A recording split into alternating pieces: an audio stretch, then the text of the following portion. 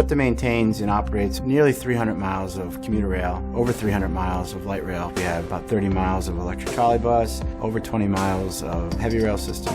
All our substations, all our switches are controlled remotely from a central control point, our command center. On this floor, SEPTA is in communication with all the vehicles that it operates.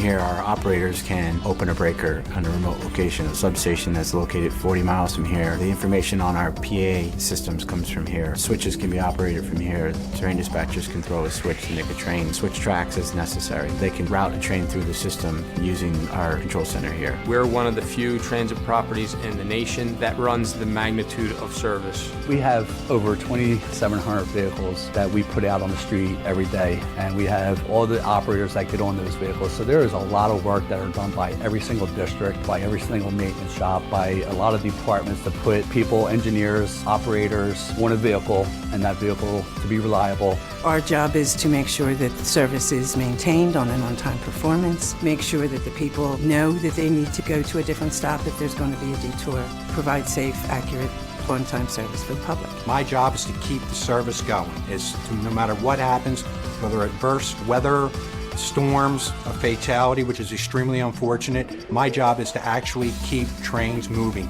to keep some type of service going on the affected lines. We are the only property in the United States that has all the different modes of transportation. We run bus service, subway service, light rail trolley, both trolley on street traffic, trolley on dedicated right-of-way, and we have an extensive commuter rail operation. All those groups are housed here in the control center. It is an integrated process with all the modes working under one report. Every day we transport approximately 500,000 people. We have 1,180 buses on the street during what would be considered rush hour time.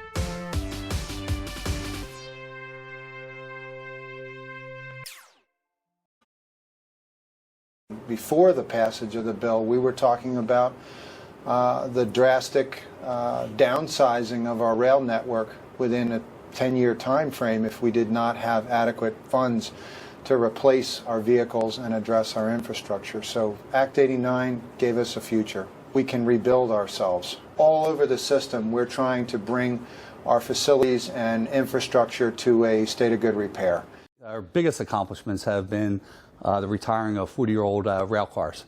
That we purchased 120 new Silverliner 5 vehicles, which really enhanced the improvement of our regional rail fleet. A lot of the improvements are improvements that customers don't see. Whether it's work on a bridge, you go over the bridge, you won't necessarily see the work at the bridge. Was to keep the system operation, keeping these 40-year-old rail fleets going, the 30-year-old trolley cars, and at the same time implementing positive train control. And keeping the system safe. So I think that was a big challenge. The general manager says he has his sights on the future for better service for customers, and Action News reporter Eva Pilgrim has that story. The new SEPTA boss has been on the job 9 days, and he's already got big plans for the future. I love to build things, and this is just a really great time. And engineer Jeffrey Kneppel is making sure SEPTA can keep moving. See the mess. That piece of rust is ready to come down. I got to make sure people get that.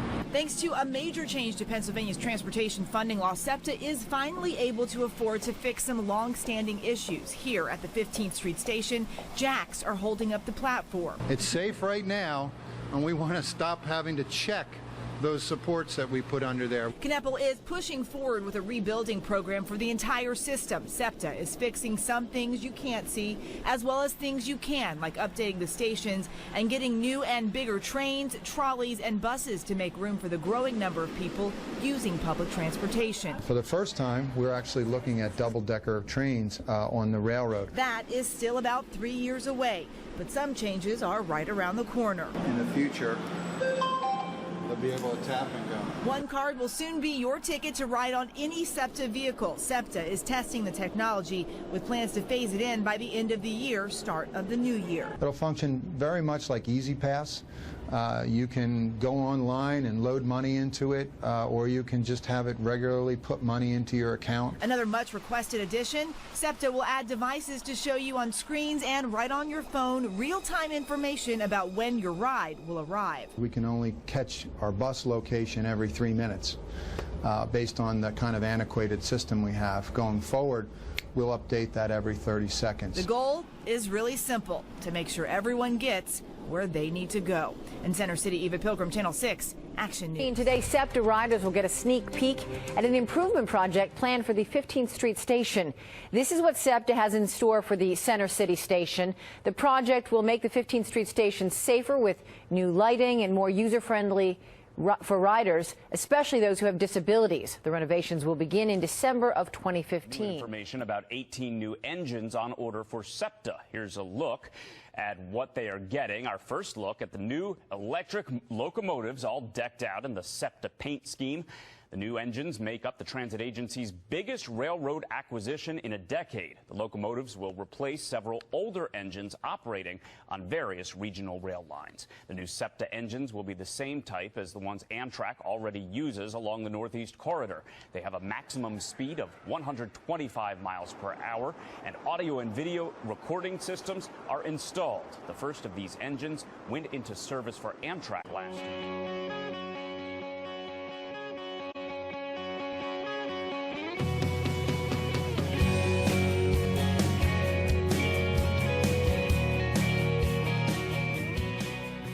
My name is Andrew Gillespie. I'm the Chief Engineering Officer of Power for SEPTA. So we're standing at the Wayne Junction substation.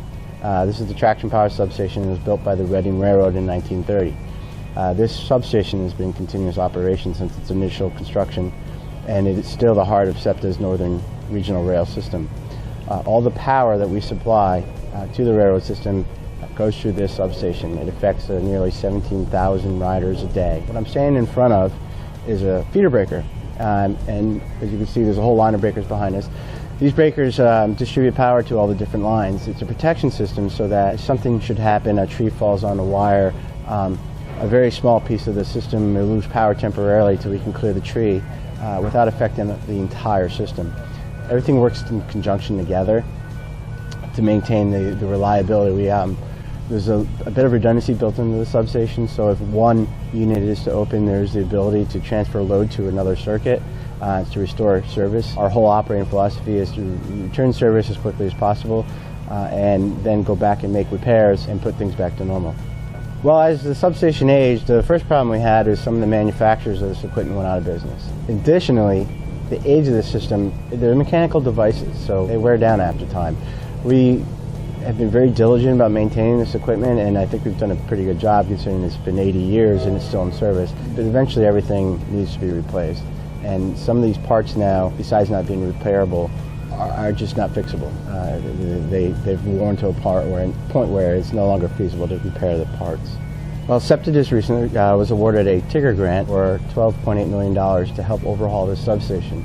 Our intention is to take the substation as a whole and just overhaul it instead of rebuilding it and replacing it completely. So that grant will go a long way to help us repair all these breakers. We're going to restore these buildings. The steelwork that you see will be stripped and repainted. Certain parts of the system will be upgraded to modern standards. More efficient, better performing equipment will be installed, bringing this up to modern standards and technology.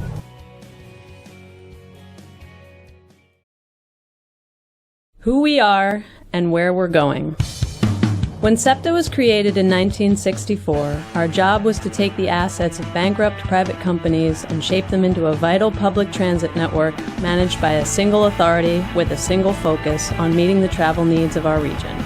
Half a century later, our system is a blend of legacy and modern stations, vehicles, infrastructure. We are the largest system in the Commonwealth and among the top 10 largest in the nation. We're proud of our history, but we've learned the lessons from the past. We realize that in order to be effective, we must adopt a business approach to the delivery of transit services. We've tightened our emissions controls and expanded our recycling program to better sustain our environment while preserving the system. We've grown new ridership markets and furthered our outreach.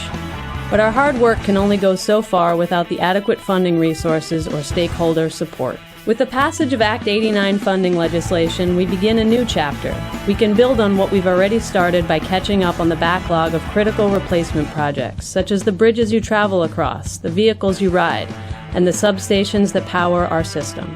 The strategic business plan for fiscal years 2015 through 2019 is our commitment to our customers in the region. It's our blueprint for the future.